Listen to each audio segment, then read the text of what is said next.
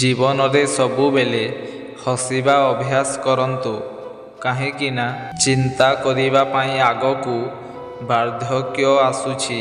ଜୀବନରେ ସବୁବେଳେ ଉପରକୁ ଉଠିବା ଚେଷ୍ଟା କରନ୍ତୁ, କାହିଁକିନା ଗୋଡ଼ ଟାଣିବା ଲୋକ ଅନେକ ଅଛନ୍ତି। ଜୀବନରେ ସବୁବେଳେ ଶୁଣିବା ଅଭ୍ୟାସ କରନ୍ତୁ, କାହିଁକିନା କହିବା ପାଇଁ ଅନେକ ଲୋକ ଅଛନ୍ତି। ଏ ଦୁନିଆରେ ବିନା ପରିଶ୍ରମରେ କିଛି ମିଳିନଥାଏ। ନିଜ ଛାଇ ବି ଆମକୁ ଖରାରେ ଠିଆ ହେବା ପରେ ହିଁ ଦେଖାଯାଇଥାଏ।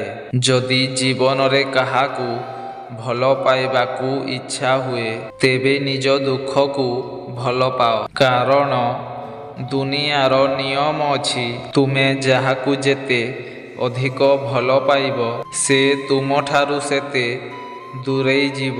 ଈଶ୍ୱରଙ୍କ ନିର୍ଣ୍ଣୟରେ ଖୁସିରେ ରୁହନ୍ତୁ, କାରଣ ଈଶ୍ୱର ଆମକୁ ତାହା ଦେଇନଥାନ୍ତି ଯାହା ଆମକୁ ଭଲ ଲାଗିଥାଏ।